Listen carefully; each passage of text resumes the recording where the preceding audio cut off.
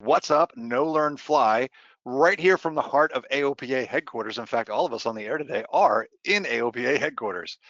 So today's topic is get down on it, building an instrument approach. So hoping you like our play on words there. We're going to literally walk through how you build an instrument approach and talk a little bit about the TERPs. We'll get into that in just a minute. But before we do that, let's just do some of our basic housekeeping. First thing is making sure you know how to use all the controls. So if you are using a computer, you're looking at this graphic here on the right side.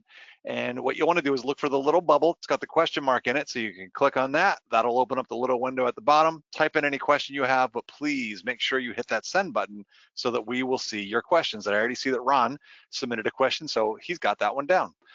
If you're on a tablet, what you're looking for is the little question mark right here with the red arrow. It looks like that. That'll pop open a window, type in your question, and then hit that send button so that we make sure that we see it.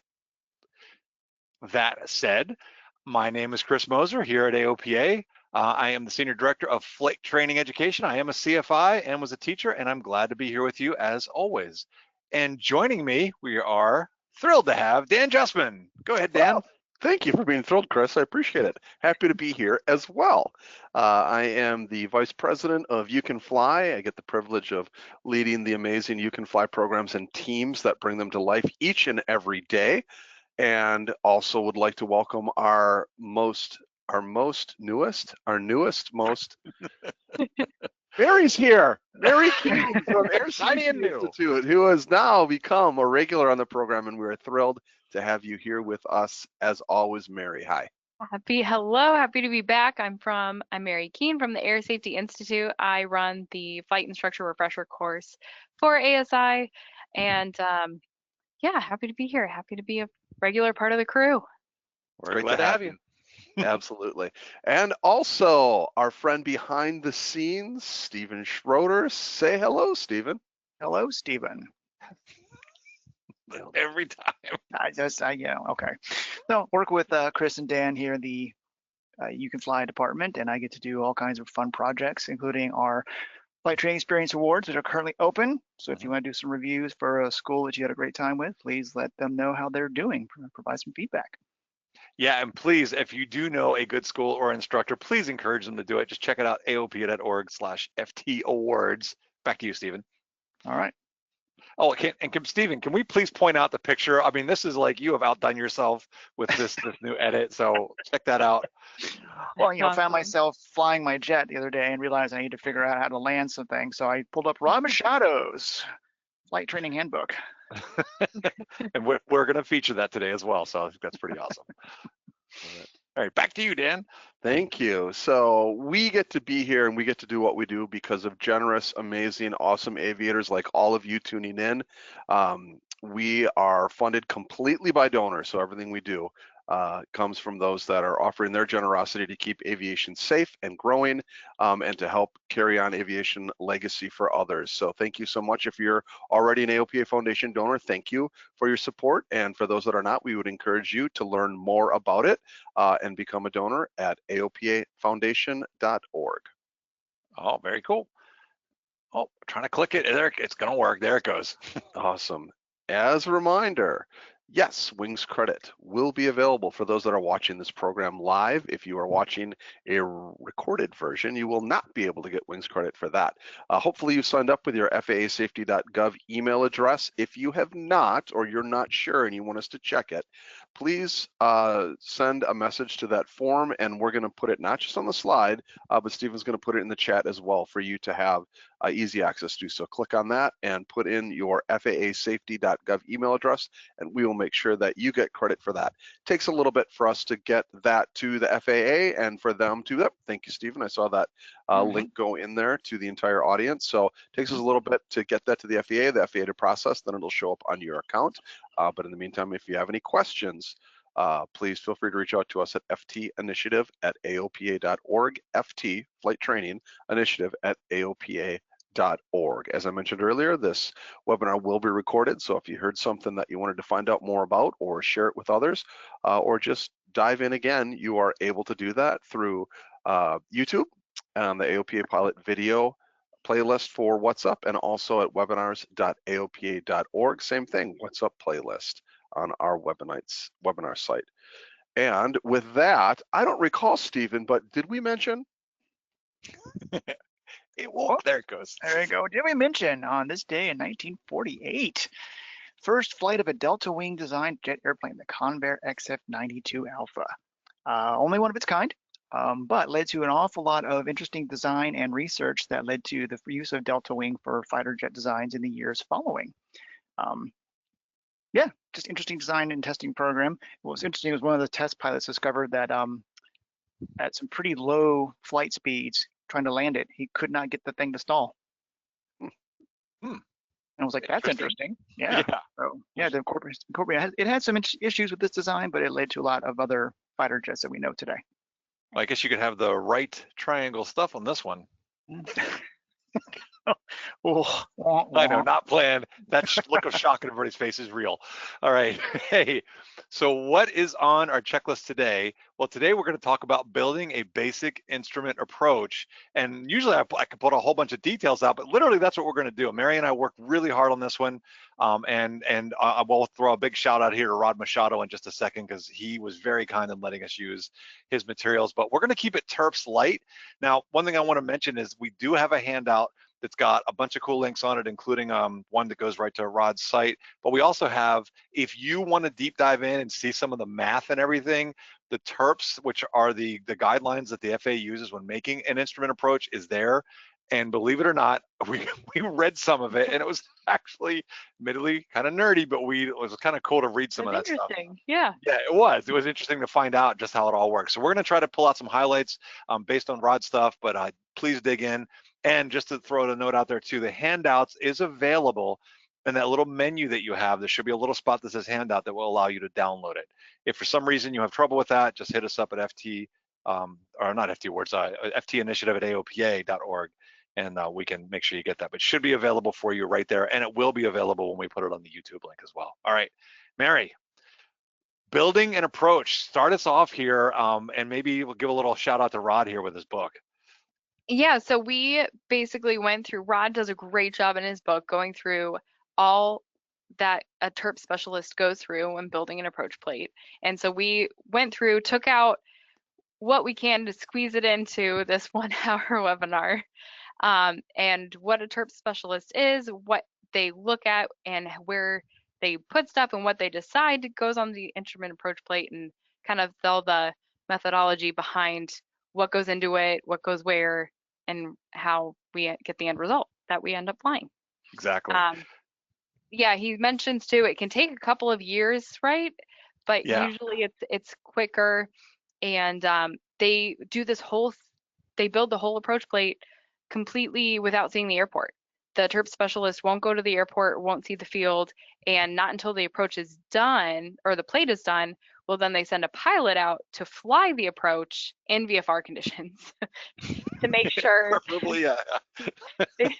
they don't go straight in IFR.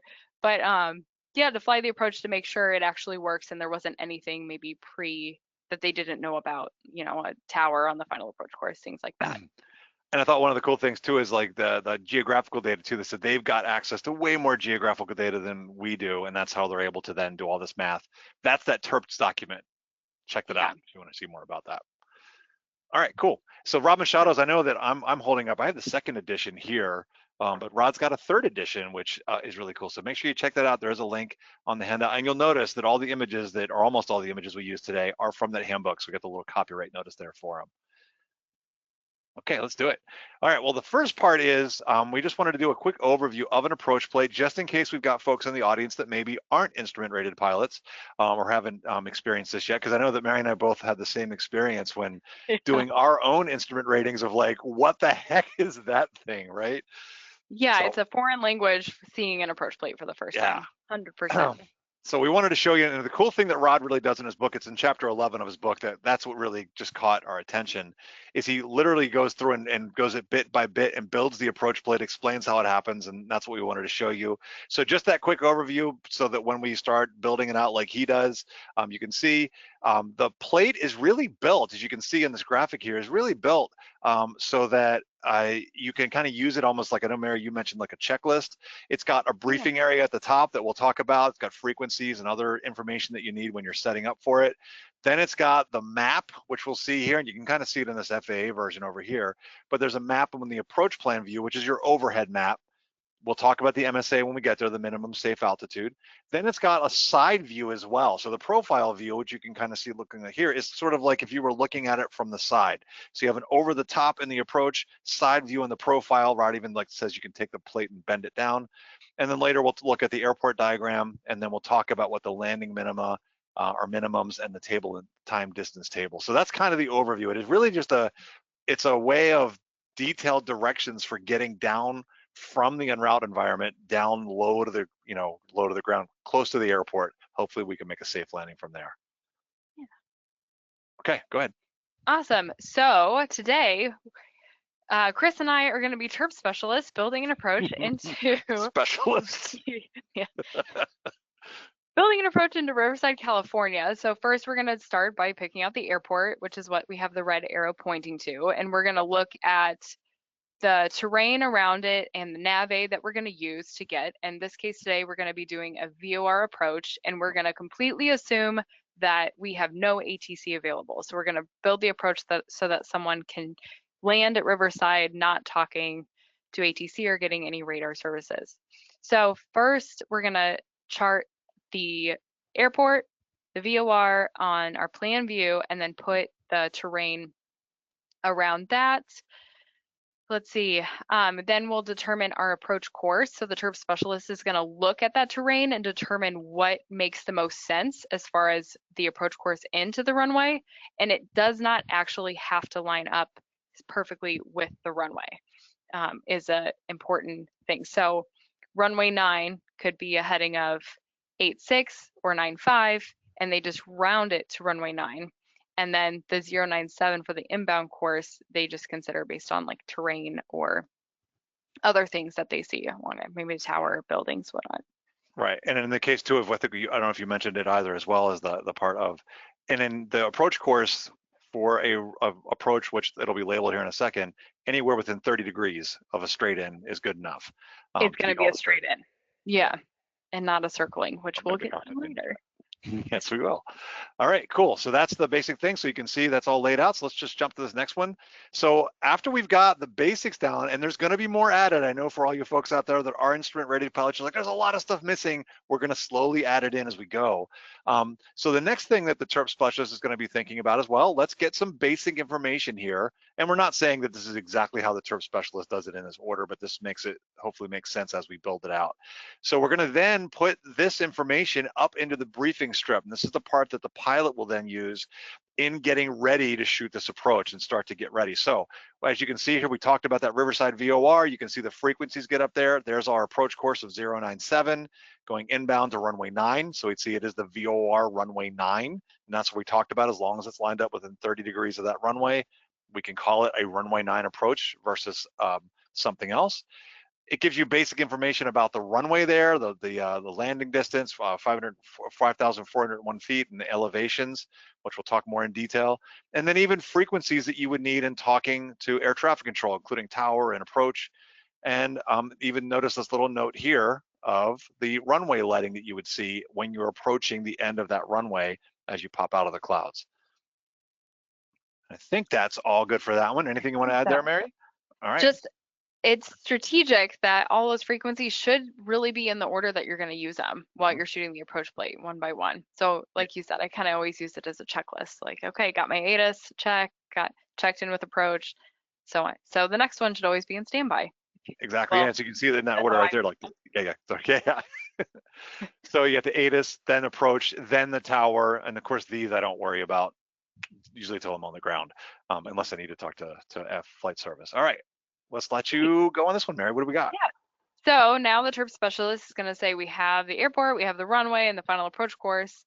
What happens if someone's coming, in this case, from the east, and they need to get turned around on the approach course? They don't have a direct track all the way in. So this is where the TERP specialist is going to look into putting a procedure turn on, or a course reversal on the approach course. So in this case, we're going to for lack of time, we're just going to say it's been decided it's going to be a 45 180s, and that's depicted with the barb there. So you're going to fly out on the outbound, which the radial, the 277, after crossing the Riverside VOR. You're going to turn to a 45-degree angle to 232 heading, fly for a minute, and then do a 180-degree turn back to intercept the inbound to land. And I tried to do that with a little mouse there, right? That same action, flying outbound, out a minute, and then back inbound. And let's see, options. So there are a few options and methods for a course reversal. We're just doing a 45 180 in this case, but there's things, teardrop and hold in lieu, things like that, that can also be added depending on the approach plate or what the terp specialist believes is the best. And then we're going to have speed and distance limitations, which we'll get into, but speed's going to be 200 knots typically, and then the distance I think is going to be next. Yes, I know it's coming up. And one of the options too that Rod did mention, he said, unlike a hold in lieu, if there's a holding there, you've got to do the hold entry and do it the way it's sort of charted out the way we should. For this one, it's like, just because it's a 45, he said you could do it another way if you wanted to, but you need to stay in that protected area. That's the key part. And I should mention, it was strategic that it is on this side of the final approach course because the north side is where all the terrain is. So that's why they picked this side for that course reversal procedure term. Now, I'm really excited about this next slide coming up because of the fact of I'm just looking at this. Well, where do you start? Like, how do I know I'm staying in that area? Because there's no DME or anything like that. And how do you know when to start that turn? Yeah, look, how do we do that, right? And so that's what's cool in this next one, I believe. Let me just make sure I'm good to go there. There we go. All right, so adding fixes. So one of the things we want to do is we want to know, where do I actually start the procedure turn? Like, where do I want to start my timing? And then I'm going to have to figure out, like, how do I stay within the area, and like, how big is my area that I want to be in? So the first part is, where do you start the procedure turn? Well, you're going to put a fix in. They're going to establish a fix that you would then use to begin the process of that procedure turn, or the procedure of the procedure turn. So in this case, it happens to be Norco. It's an intersection, as you can see right here. So Norco intersection, it's got this little like lightning bolt or zigzag that's actually officially called, and that just points to the fact that we have an intersection here, and it's coming off this cross radio from the Paradise VOR. And in this case, that's where we begin. Now, how do I know that that's the place? It does say it's an initial approach fix, the IAF, which we'll talk a little bit about later. But how do I know? Well, this is one of the things too that I've even sometimes wondered, you know, when I was learning too, and ask yourself, it's because they put it that in the profile view, which you'll remember I talked about the map view being down, looking down on it. That profile view is the side, and right here they're going to tell you, here is the one. This is your intersection that you're using for this procedure turn, and they give you how much distance you have. You got to remain within 10 nautical miles of that, because the note's there, and that is the standard. Go ahead, Dan. I believe you might have a question. I do. From Bruce, is it always north to the top of the page? Is the page always oriented north?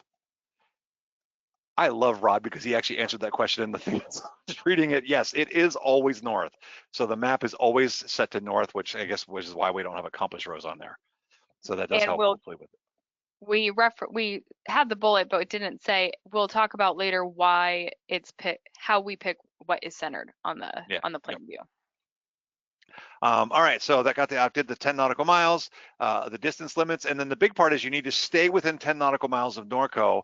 And so part of that is, if you happen to are using a GPS, you would know how far you were away. But if you don't have a GPS and weren't using that, then you have to do timing and you have to figure out, okay, how fast is my ground speed? You have to know generally, because if you go outside the protected area, then potentially you could hit something. Here's the stuff that I really like when I was reading through these things, the obstruction clearance. So when you are doing a procedure turn, you are given, at the altitude that they specify, which we'll show here in a little bit, you're given 1,000 feet of clearance in the primary area. And I believe, don't we have, let me just click here real quick. It should become, there it goes. In the primary area, so you can see right here, as I'm going outbound on the 277, I can go down to 3,000 feet. That will give me 1,000 feet in the primary area, and you can see that in this little diagram. And in the TERPS thing, they even show these things too. They show how they measure it all out. So typically these, you got a few miles here, and then this little secondary area is where it starts to taper up. So from that point, once you get to the outer limit of the primary area to that secondary area, which is usually about 2 nautical miles as a buffer on the edges of it, now you go from 500 feet obstacle clearance to none. And so I know that Mary, you and I both have taught instrument students, and it's like that part of stay in the area, do not go below these altitudes.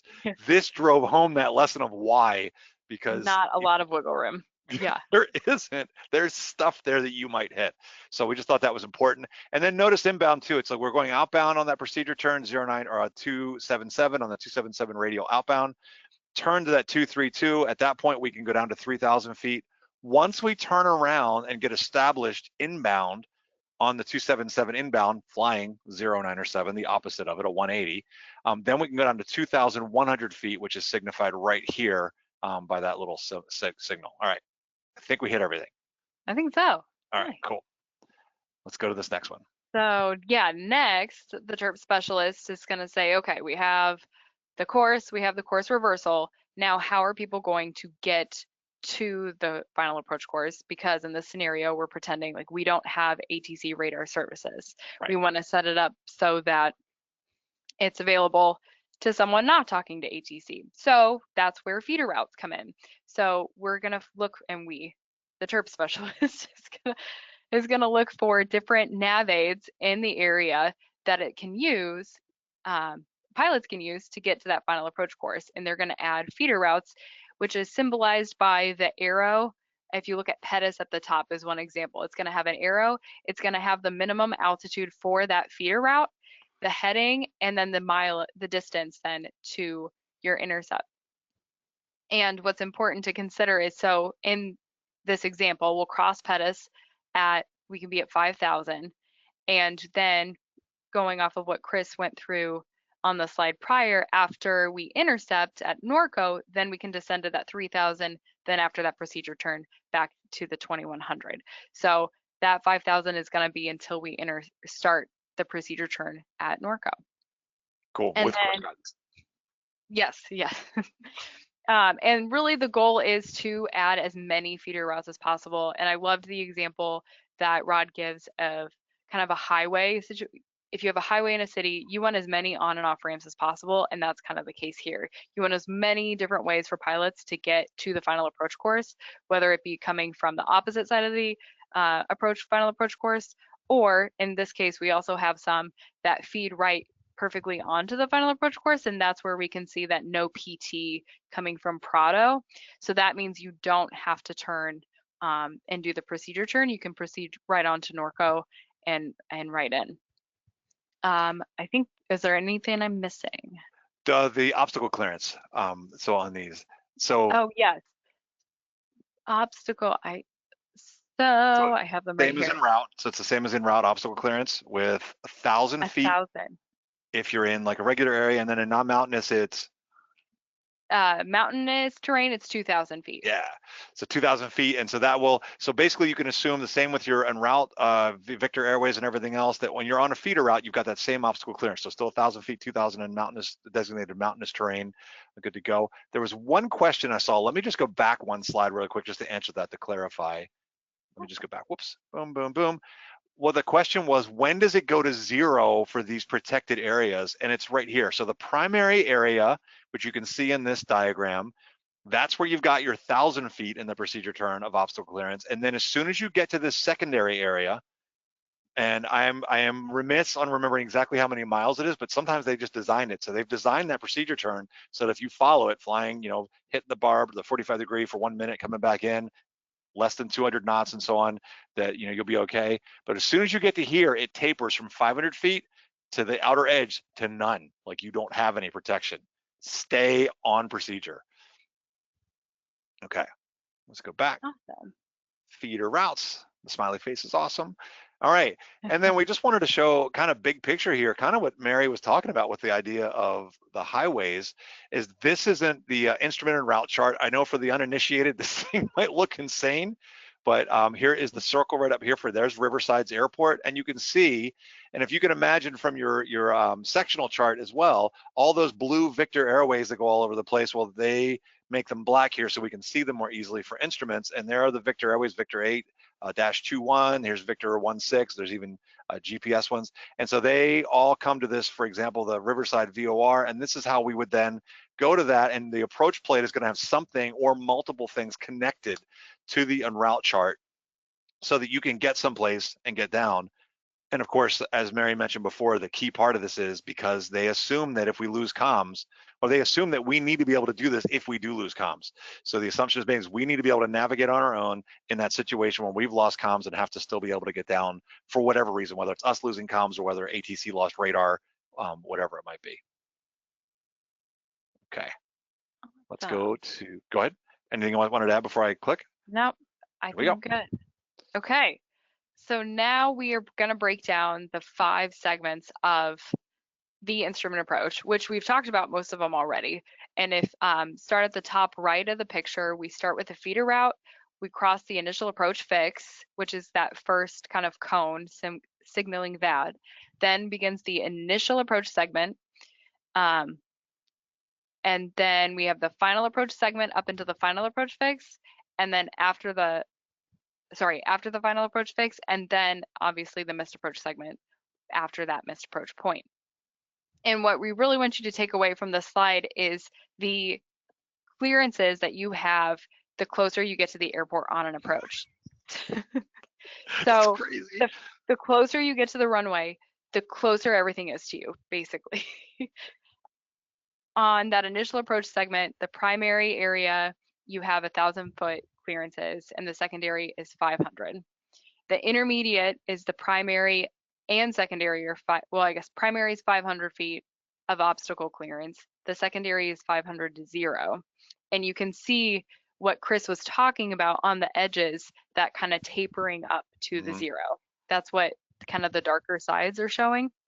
And then in the final approach segment, you only have 250 guaranteed 250-foot clearances from the obstacles on that final approach segment.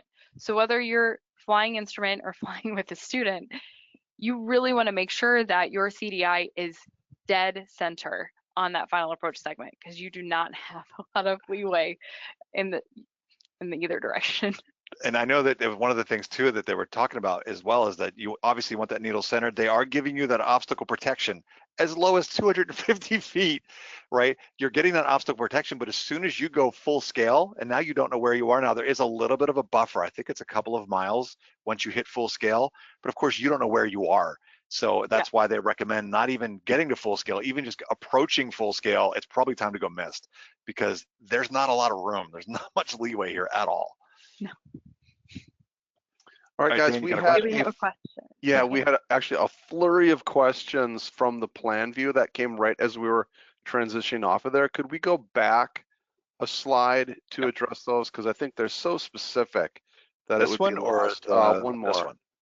There we go. Yeah. So I think that'll serve it. But it was back to the procedure turn. It says, we shared that the procedure turn is to begin at Norco. So why does the plan view show it a good distance northwest of Norco? Good question. So, in fact, we don't have the other part. So remember, you're at 3,000, I think, outbound down to 2,100, because you want to time it. So you're trying to give yourself, they give you, and remember, it's usually like a minute or so. You're gonna have to figure out like how far you can go, whether you're using DME or GPS, probably most people, and you've got some room to then go outbound. And usually, I know I used to just time it. I would hit the timer and go for a minute outbound or a minute and a half, just knowing how fast your airplane was going, and then start the procedure turn. And you'll want to give yourself enough time to not only get turned back around, but then to get established back inbound before you hit that fix. Because I think if we go look at the approach, and it'll be coming up later, once we hit Norco, we can start descending down. Mary, did you want to add anything to that? Yeah, I just want to clarify, because I think I understand what they're asking. When you pass Norco, you're not starting the turn right away. The procedure turn is actually the entire process of flying straight out, then doing the 45 and 180 and flying back. It's not just the barb. They're counting the procedure turn as you cross Norco, you fly outbound. That whole process is the procedure turn in this case. Yes. Just to clarify. I think that did answer that. That was good. is it specified to turn left inside versus right outer side of a barbed turn to remain within protected area either way? Does that question make sense? Is it specified to turn left inside versus right outer side of the barbed turn? Yes, you are. You do want to go outbound, and then you're going to do that left, obviously the left-hand turn in that direction, and you're going to turn away from it. You're not going to turn close to the fix. You're going to turn away from the fix for that 180 coming back inbound. Okay. That is specified. We had another question about that. If the procedure turn starts at Norco, why is the barbed arrow further outside? It's the point that the procedure turn is not the actual turn, it's the whole process of the outbound leg and the turn coming back in. And Okay. perhaps this helps too. You can see in that design that the TERP specialist does, look how large this area is. So they have it. And again, it's to give us time to get outbound, do the turn, get reestablished on it. Because remember, the wind can really screw this up and trying to get, reconnected, especially if the wind's say coming out of the north or whatever it is. Any kind of crosswind can really mess you up. And so they're trying to give you more room to be able to get back established inbound solidly on that needle, because we have more clearance when we're up higher. And then as soon as we start getting into that onto the approach, now it starts getting really, really tight. And then we want to be well established on the needle, have all the wind figured out before we start getting down lower. Gotcha. What is the difference between an IAP and an IAF? We are going to do that in a little bit. Okay, very good. I believe so, yeah. I can click 2 off with that one. Because actually, we kind of, I guess we did initial approach fix and the intermediate fix, and then the final approach fix. Yeah, and IAP might be, I'm not sure where they're seeing that either, but they also that's instrument approach procedure, which is like the whole thing. Yeah. I think is it IAP? the intention. Okay. Yeah. And just to review again, Mary, I know went over these. IAF is, and we're going to hit each of these, is the initial approach fix. Then you have the segment, which is just the area between, then the intermediate fix, which has the intermediate segment in between, and then the FAF, the final approach fix. I'm pretty sure we go into detail on all these coming up here. So let's go ahead and let's get to that. All right. Thank you. All right. So the next part is then we want to add more terrain information in. Now, obviously, the TERP specialist is figuring all this stuff out. They have all the terrain information. They have all the obstacles and everything else. And so they're doing that when they're calculating all this. But for the cases of making this approach not so crazy to look at, Rod slowly has this methodology of adding this in, which I think is a great way to do it. So what we want to notice here, and this is actually a different approach. This is not the Riverside one, but he just showed this because of the terrain where it was, and it's the VOR runway 6. And so you can see here that in some cases, just like on Riverside, we see this terrain that gets put in. And there is a reason, because some approach plates you'll look at and there's nothing there. They're just black writing and it's just a blank white area. And you're thinking, well, there must not be any obstacles or no terrain there. And that's not necessarily the case. The TERPS specialist has a criteria that they're following in that order to then know when to display this. And obviously you can see here in this brown, these are just their typical topographical elevation or contour lines that show us this. And the criteria is, if you have, let me just find this notes again because I want to make sure I get it right. Oh, it's on the picture. Terrain that's more than 4,000 feet above the airport elevation that would fit in scale inside the plan view is going to be depicted. And if there's any terrain that is 2,000 feet or higher than the airport elevation that's within 6 miles of the airport, they're also going to depict that.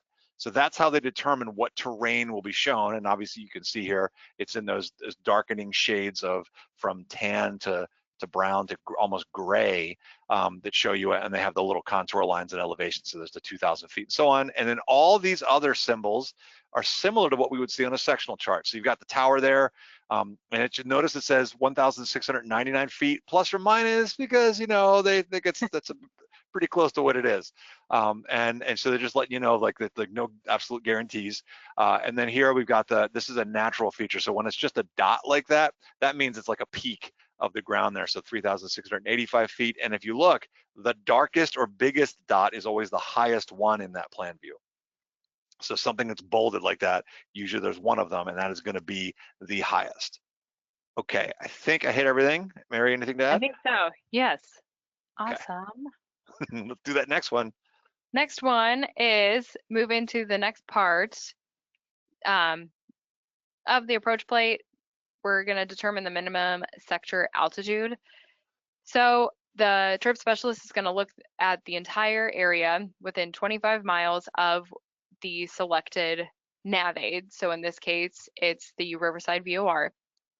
And they're going to pick 90 degree sectors is the smallest that they can go. So they are going to pick the altitudes that maintain 1,000-foot terrain and obstacle clearance within 25 miles of that VOR. And I think two things are important to remember. This is the altitude for if you have an emergency, what you should climb to. I would always brief the highest one and be like, worst case, I don't care where we are, I'm climbing to 11,000 feet. Because if I get spatially disoriented, that's going to keep me above whatever sector that I'm in. This altitude, though, will not guarantee communication or navigation reception. It's purely for an emergency.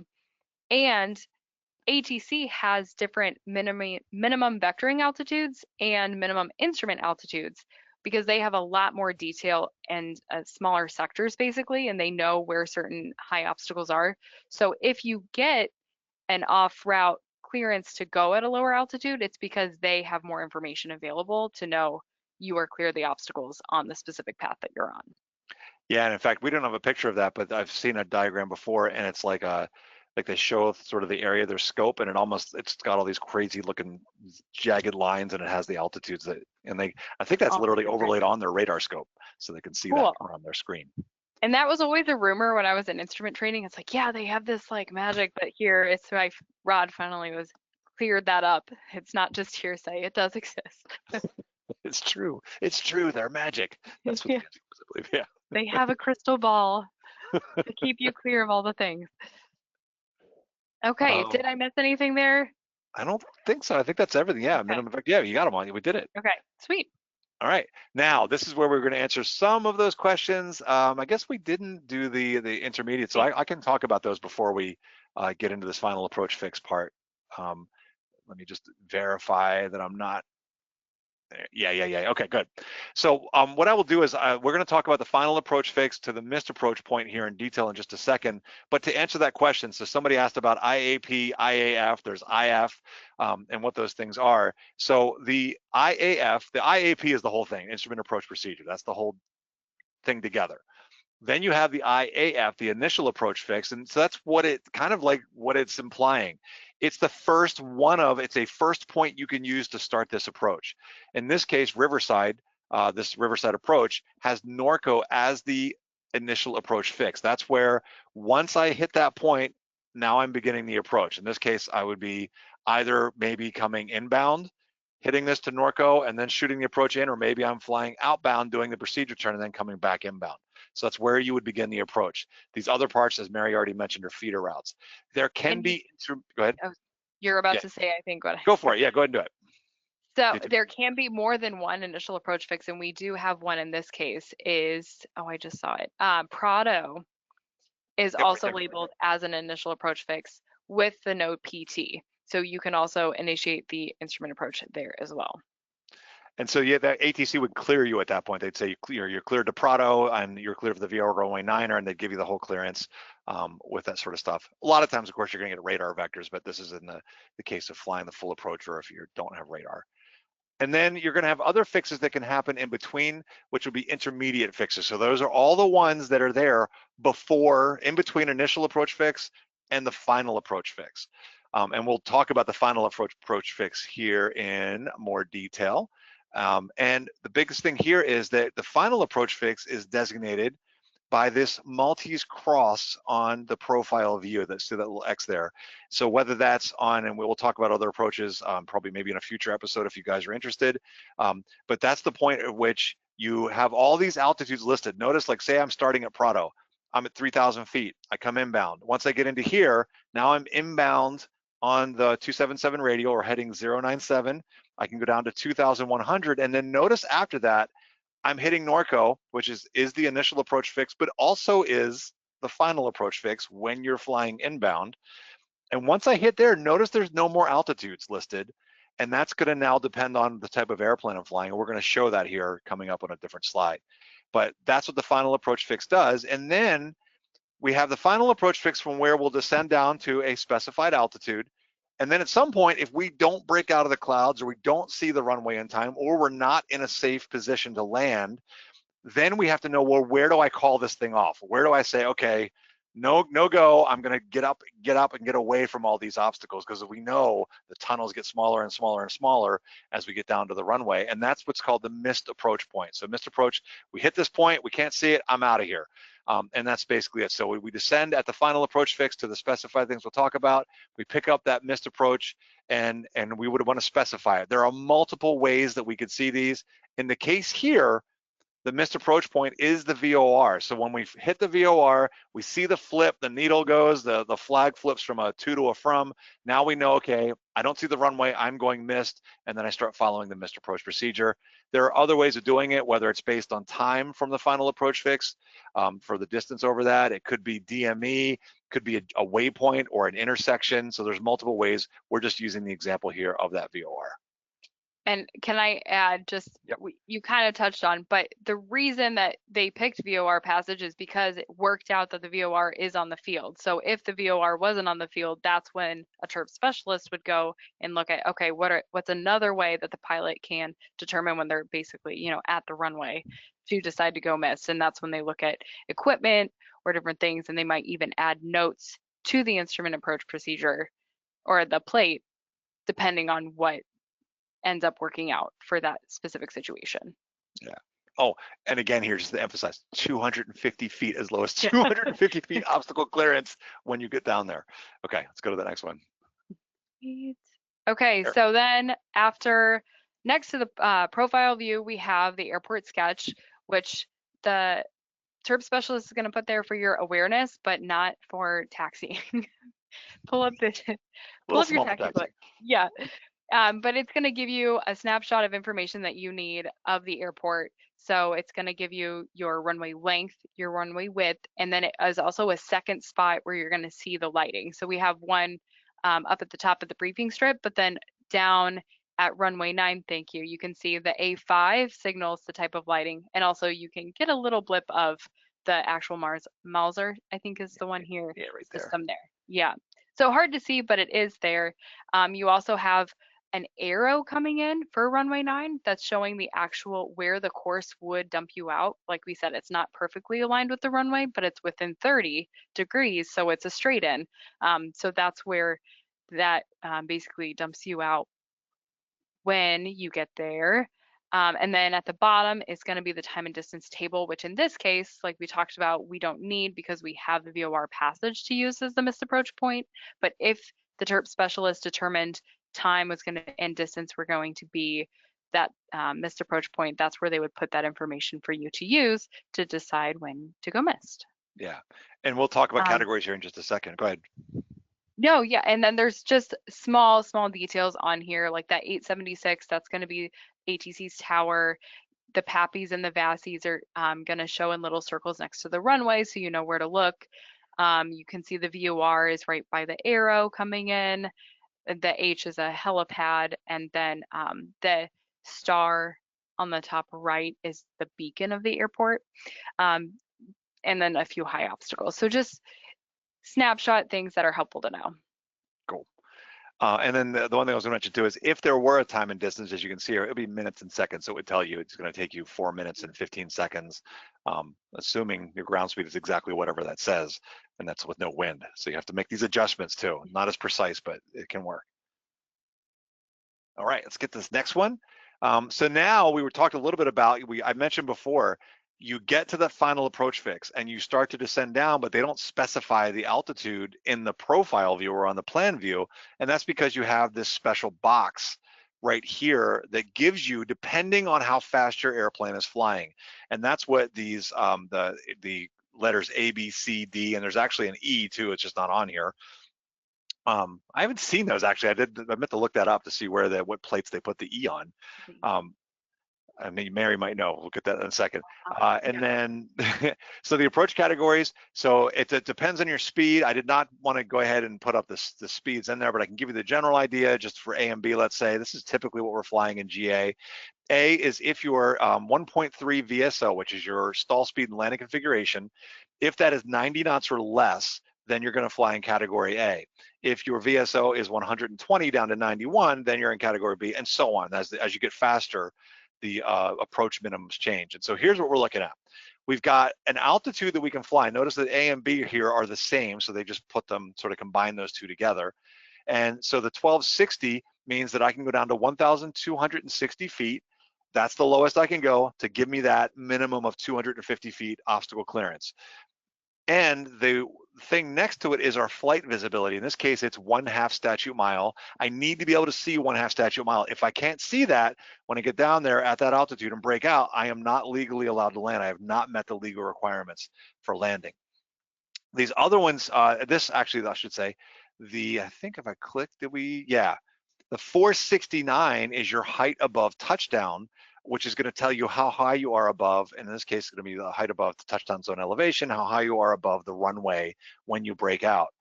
The ones in parentheses, that's military. We don't have to worry about that one. Although I often use those to give me a general idea, because usually it's pretty close to our civilian stuff. So I can say, oh, I'd want a 500-foot ceiling probably. And that's the basic things. That tells us how low we can go, and it is based on the speed of the aircraft as what you're flying. Now, one little last note is that if you were flying your Cessna and say that you're normally in that category A below 90 knots, but you decide I'm going to fly an approach at 100 knots, now you need to move up to the next category, because again, the TERP specialist is looking at how wide the area is, and we'll look at that here in a second, and how fast you're going, because your turns take longer and you're going to take up wider turns, and so they're doing these calculations based on that to give you that required obstacle clearance. All right, anything to add, Mary, before I move on? I don't think so. All right, take us through the circling minimums. Okay, circling minimums. So circle the land would be a different runway, or just coming in wider than a 30-degree angle. So if it was at 32 degrees off of the final approach course, that would still be considered a circle to land. We have the minimums listed there, same approach categories. Thank you, Chris. Same approach categories. It's just going to be, a lot of times it's going to be higher minimums, because you're not shooting that straight in, you're circling around the airport, and there's probably some obstacles, and the clearance for the circling is 300-foot obstacle clearance as you circle around the airport. Then the TERP specialist is also going to put the 442 outside of the parentheses. That is the height above the airport. So previously on the straight in approaches, we have the HAT, which is height above touchdown zone. Since we don't know on a circling what touchdown zone you're going to, it's just going to be the height above airport, which is the highest airport elevation. So that 818 in the top box. And then the radius for circling is going to depend on the approach categories. We have them here. 1.3 miles for category A, 1.5 for category B. So consider that when you do initiate a circling, that you want to stay relatively close to the airport, because that is your protected area. And as we saw on the airport sketch, there are some high obstacles outside of that, that radius. The TERP specialist is also going to look at if there is anything in particular that they should note. And in this case, there is high terrain to the north of the airport, I believe. Yep. And am I going ahead though? No, you're right. That's exactly okay. Yeah, okay. So there's high terrain just north of the airport. And so they put a note then up in the notes box, you cannot circle north of runway 927 for category D, because that protected area extends into where that high terrain is. So that's always important to note. But I think it's really helpful to know the whys and how they determine that. So they go down there, they look at the minimums, they look at the circling, and they're like, ooh, there's high terrain there. Let's go up and put a note for them up there. Yeah, I know for me, it's that idea of being under the hood, or as a student being under the hood, and you're just like, oh, everything's fine. Doing this was like, everything's not fine. You need to follow procedures, because the only reason it's fine is because we're staying in these protected areas. Yeah, the TERP specialist is really expecting you to stick to exactly what they're telling you to do to keep you safe. Exactly. Nobody likes to hit stuff. All right. So then I think we've got just a couple more slides left here. Let's see. I think this is the last one. I think it is the last one. Yes, we did it. We are doing it on time. All right, we were worried about this because there's so much here. All right, the completed approach chart.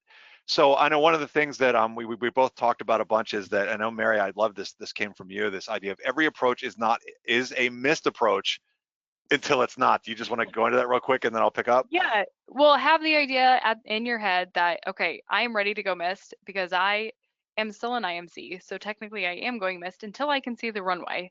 One of those things that I can see in 91-175, which lists all the things that you have to see in order to land. I can't see those, so I'm going missed until I can see those. And I previously was flying for an airline, and when we would shoot approaches, we were ready to go missed at any point until we could break out. And then we made the decision, okay, we're landing. And so I thought that was really good to carry back over to GA. Exactly. And I totally agree. It's like, for me, it's like I'm always thinking to myself, and we talked about, we both do this. I'm sure a lot of pilots do too, is drilling that into our head. When we're coming down, I've got the final approach course memorized, I've got my minimums memorized, and I know at least the first couple steps of that missed, because I know that when it happens, it's like, there's no time to think, there's no time to read. You need to fly that airplane and know what you're doing. And I even, depending on the airplane and what you have available, if it's possible, bugging the missed altitude is also super, super helpful, so that you can just look at that and climb, just getting high right away is huge. So, and to kind of wrap things up here in this part before we get to our questions, we talked about all this part about the different altitudes and the different clearance that you have and the guidance that you have coming down low. Well, of course, the same thing is true of the mist, because it's not like all the obstacles all of a sudden disappeared just because I'm going missed. The TERP specialist is using these calculations, and if you want to see the math, I want to recommend again on the handout, that TERP's document is crazy, and it shows all the math that they use, which I think is a lot of trig, which makes sense why they would use that. And so there is a climb gradient, and that climb gradient, as you can see in the depiction here, is 200 feet per nautical mile. So that is kind of the standard that they're going to use. And then there is a chart, and I was remiss in not putting that in here, but it is in the in your instrument book if you still use the paper book, or it's also found in the digital documents. But it shows you your climb, and it'll say, okay, if you're flying at this ground speed, then this, and you want this amount of climb, 200 feet per nautical mile, or whatever it might be. It calculates that out into what feet per minute you might need. And in the case here, as I recall, it's about 300 feet per minute. It's somewhere around 300 feet per minute for this 200 feet per nautical mile at 90 knots. All right. And so what the TERP specialist is doing is they're now looking, and that's what this red area A here is showing, is just zooming in and showing you, like, these are the obstacles off the end of the runway that they're trying to help you avoid. And so they've looked and they found that 1178 is an obstacle here, and they're looking at that climb gradient, the little slope that they're using based on when you should start the mist. And so they said, okay, for the mist, they picked 1,400 feet to clear terrain, and then they want you to then start a turn to the hold. I know we mentioned this too. Then on the mist procedure, and I'm going to show that now. I believe it's coming up. Here we go. The mist procedure is written out for you, and it is so important that Rod talks about. They put it in 3 different places on the plate. So let's take a look at the mist, counting for the fact that they want you to keep the obstacles clear. The mist approach is climb to 1,400 feet. So they want to make sure you get clear of that tower, that obstacle is there. Then you're going to then turn back around via the Riverside 097 to a climbing right turn to 4,000 feet back to the Paradise Vortex and hold. It's going to show it in a textual format here in A, which is in that briefing strip area. On the plan view, you're going to see a little depiction like this, that dashed line with the arrow is showing you. You're going to do a climbing right-hand turn. You need to know that 4,000 feet. And then down in, and I'm going to back it up one so you can see where this is found. Right here in the profile view, it's got icons either for the entire hold or at least the first couple steps of the hold. Depends on how much is in the hold. And then you can see right here, here is the actual hold at Paradise VOR. We won't get into that right now because we were just talking about the TERP's part in building this approach, but there's kind of that played out, and just shows you the procedures for the mist. Anything I missed, Mary? Just, we did have a note, why a hold? The idea is that you go there, and then that's where you can kind of figure out what your plans are. Next step, am I going to try again? Am I going to divert? And maybe take an opportunity to take a breath, because that going missed from an approach is a lot. So yes. Don't forget to take a breath and all of that too. Exactly. Get your stuff together, right? Get your stuff together. Yeah, get your stuff together. because you got to think, and it's busy. I see one question from Sean here, and it's just so applicable right now. I'm going to go ahead and answer. It says, does the missed approach begin at the threshold of the runway and or a time from the final approach fix?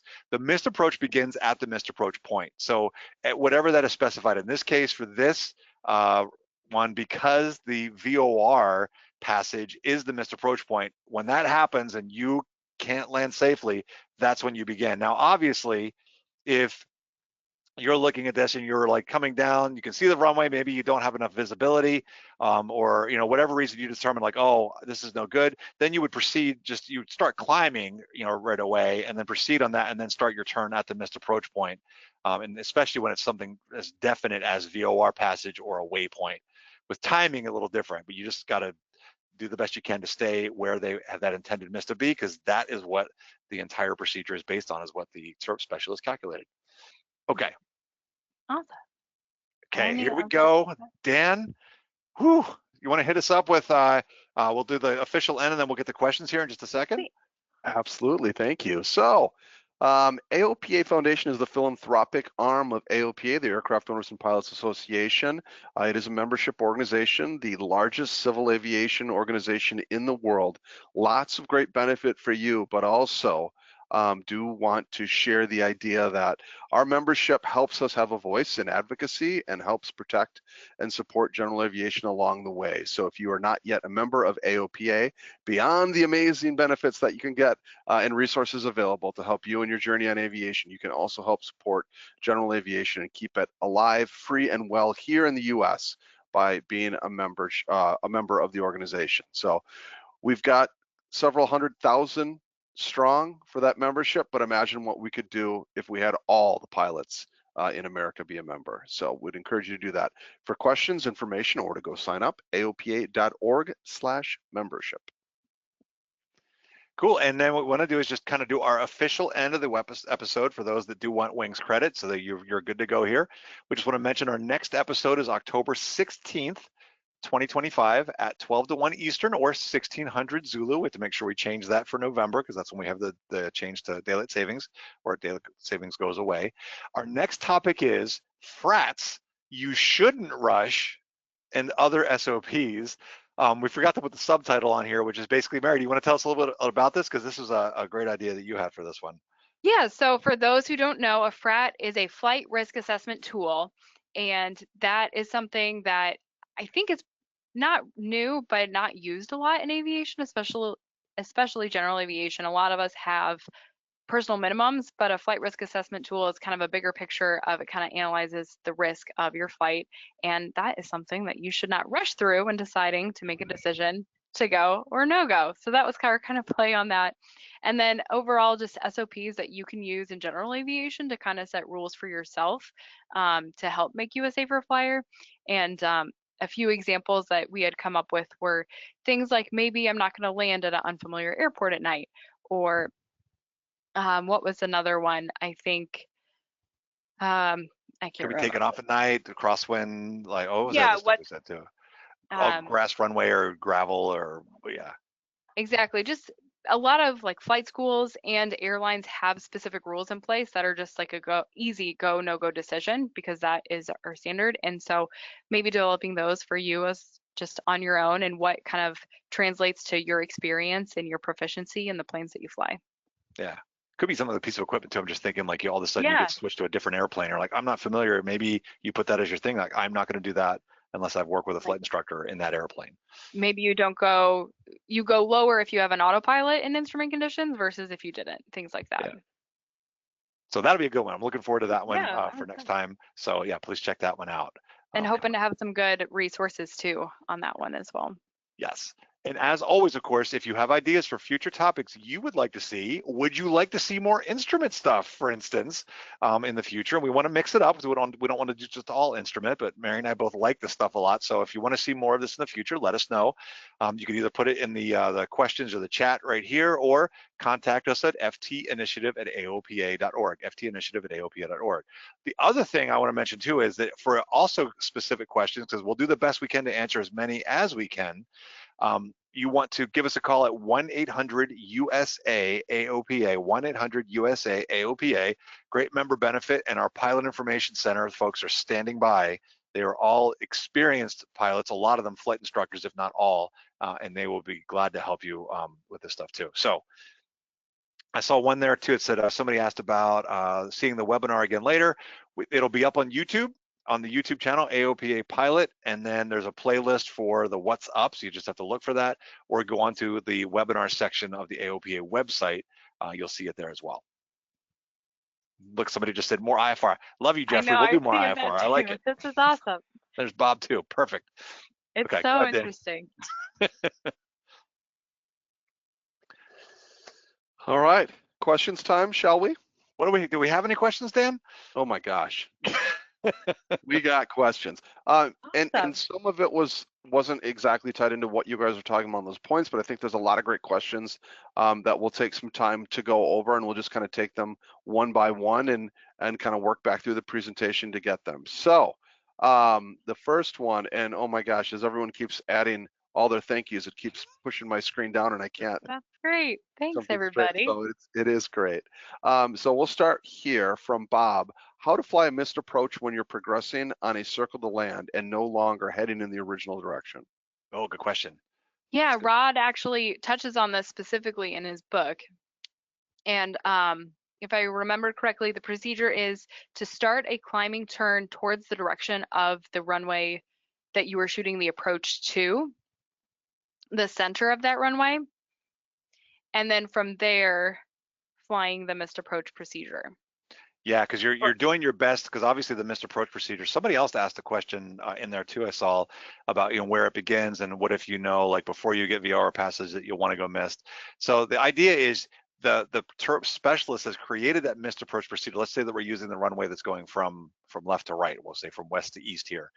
And you're here and you start to circle. Well, obviously you don't want to start your climb out here because you're so close to the edge of that protected area. Remember, if you're like in a 172, you're at 1.3 miles of a radius out from the ends of the different runways. So you want to turn yourself back to that runway environment when we know there are no obstructions and get climbing and get us back as close as you can, so that then you're hopefully building up enough altitude to keep yourself clear and to get back to the missed approach procedure as best you can. Does no PT mean procedure turn not required or not allowed? Good question. So no procedure turn means that ATC is not expecting you to do it. And so without authorization from ATC, don't do it. So they don't expect you to do it, nor do they necessarily want you to do it. But if you feel like for whatever reason, maybe it's a hold in lieu, right? Maybe you want to do a turn in the hold, you'd have to ask for that. Go ahead, Mary. No, that's what I was gonna say. If you do want it for whatever reason to I don't think ATC would have an issue with you doing it, but just make sure you ask for it. Not that you need permission, but so they know when you get to that final approach course why you're turning the opposite direction. One thing to consider if you did end up doing that is the TERP specialist builds the approach so that you never have over a 120-degree turn. Yep. And that no PT is there. If you end up turning, it might be over that 120. So it's just a bigger turn in IMC conditions to consider. And so somebody was mentioning too, and we should check the aim because we're using the stuff from Rod's book here. They're saying that the circling radii have changed recently, so we need to go look that one up and we'll find that out. So double check that. We can see if that has changed. This is the one I know that's I think I've seen this in the aim, for instance, but we can try to find that. But just note that you might want to go check that out and see how they might have changed. It's a good point. All right, Dan. Chris, just a reminder, where can our viewers find the TERPS Lite document? Where can they get the handout? Okay, so the handout is in our little menu over here. Now, of course, ours looks a little different, I think, than yours does, but there should be a handout section. It is a link on that handout. If, for instance, though, or for some reason you can't find that, let me find the number here, because you can easily Google it as well. It is FAA order, and I'll say this slowly so you can jot it down if you want to, so if you're ready to copy. It's 8260, order 8260.3 Delta, 8260.3 Delta. It's FAA order. 8260.3 Delta. You can go look that one up, but like I said, we did provide that for the link on the handout, but if for some reason, just hit us up at ftinitiative@aopa.org for the handout if you can't get it, or you can go Google that as well. Cool. If you are certain that you have to go missed before you reach the missed approach point, can you start your climb before the missed approach point? Yes, you could definitely start your climb. Question. Good question. Yeah, so you definitely can start your climb. What you'll want to do is still proceed to the missed approach point, especially if it's something precise, like a waypoint, the VOR, or a DME distance, because that way you'll know I'm fitting in with exactly what it is. Timing, it's like that's a little more nebulous, because I've even had it like shooting stuff where it's like you do the exact timing and it's like the wind can play around with you, or if you don't hold your speed exactly where it should be, that can end up taking you farther. So you have to kind of just use your best judgment there. But when it's something precise, yes, you can start climbing, but just stay on course till you hit that point and then start the turn. And then start the turn. Yep. Cool. On the subject of approach category and speeds, this came from Ken, who's a longtime viewer and Yes, Ken. contributor. Note that you are in non-standard configuration, so meaning you could be in approach process without flaps, so you could very well get bumped into a higher approach category. So you just need to be aware that you're not necessarily in your landing configuration, which could put you in a higher category. I thought that was a good Absolutely. piece to note. How do you know which way to turn on a circling approach? From Ray. Want to take that one, Mary? Or Yeah, I guess it depends what runway that you want to turn to. I always taught my students to kind of envision it as a tight traffic pattern, the best way that you could. I did a lot of my training in Wilmington, North Carolina, and it was set up perfectly where you could just really turn into the downwind. In this case, for runway 9, let me pull up an image just to give an example.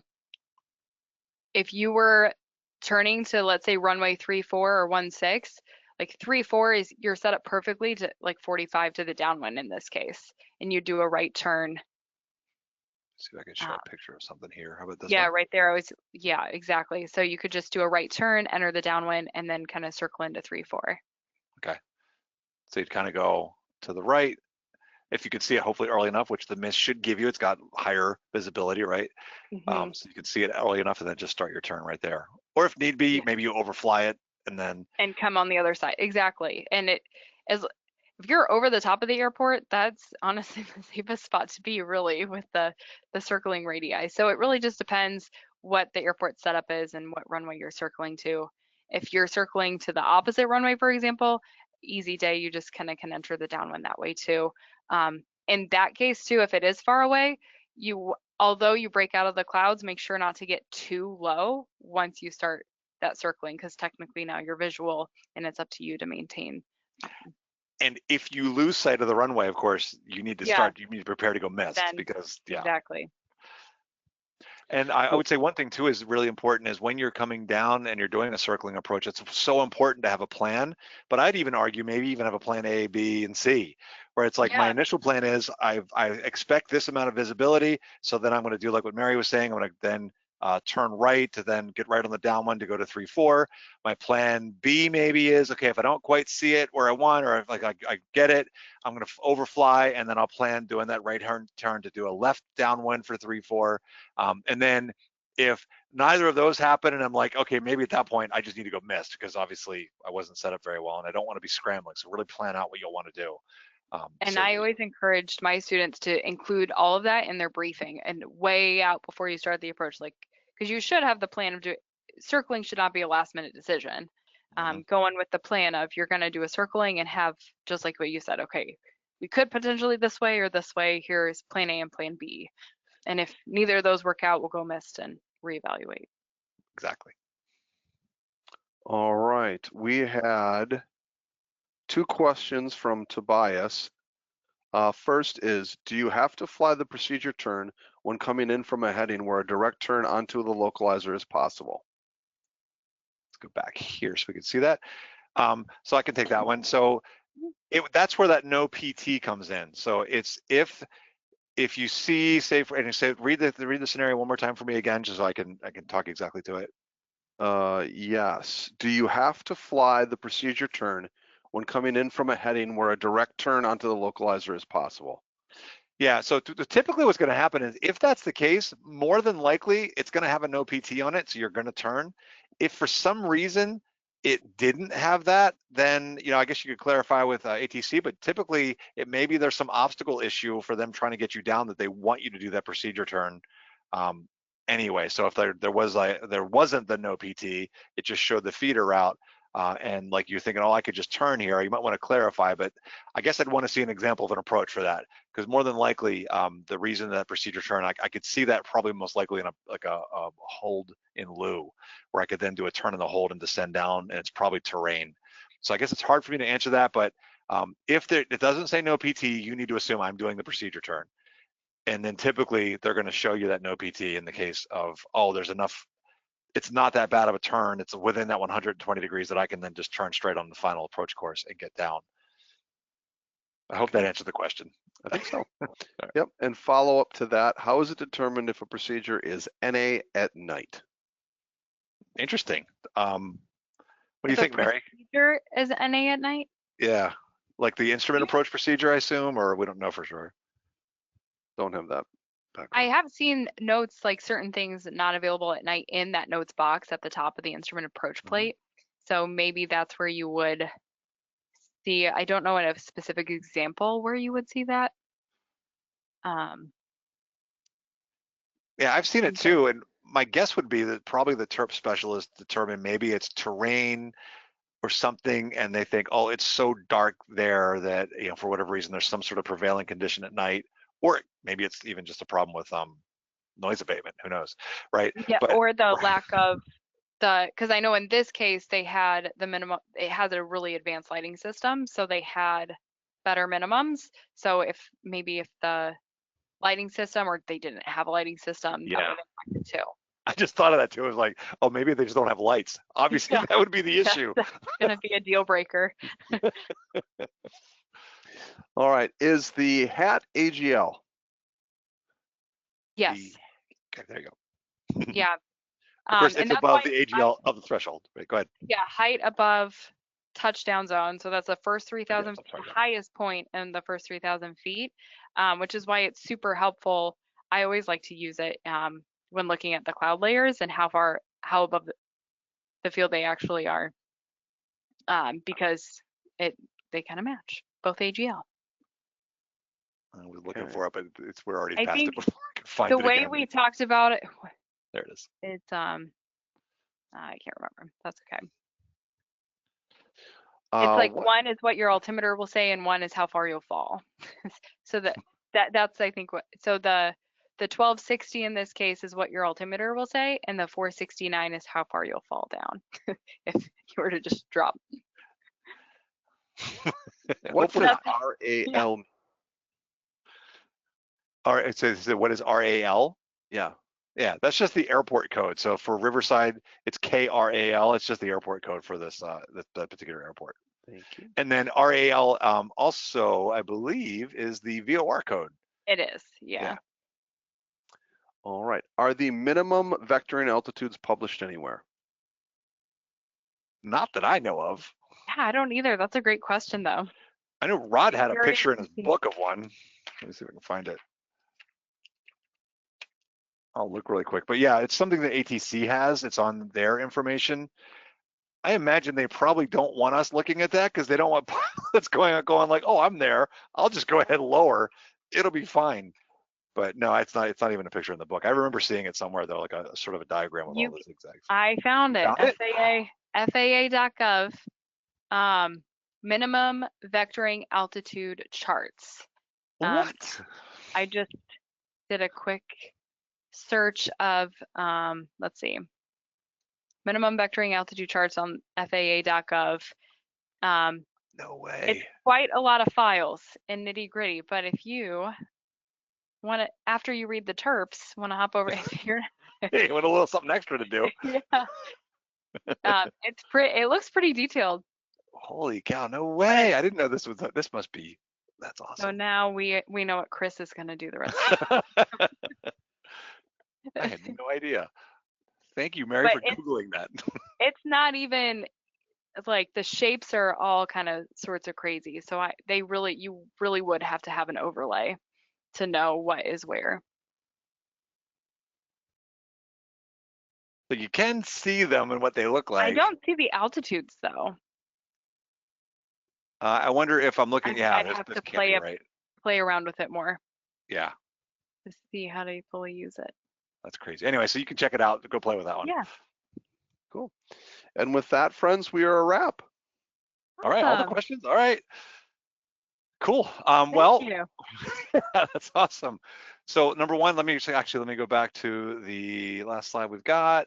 And please, again, I just want to throw it out there. If you like what you read, Rod Machado's Instrument Pilot Handbook, I know I feel like I'm a shill sometimes, but I really am not. I really love his stuff. His weather chapter alone in both this book, it's a similar one to what's in this private pilot handbook, is worth its weight in gold. It is amazing. And so just this was chapter 11 that we used today. Is so good, and he even has some online courses now too, where he like literally kind of reads the book and shows animations as he goes through. So please check it out if you liked it. And then we got all the other FAA stuff that we shared with you as well in a couple of AOPA articles. But that said, don't forget, next episode, October 16th, 2025, 12 to 1 Eastern or 1600 UTC. Frats, you shouldn't rush. I hope you'll join us for that one, and we appreciate you guys all being here. Dan and Mary, want to say goodbye? Awesome. Bye, everybody. Thank you for tuning in. We'll see you next time. All right, cool. Have a good one, everybody.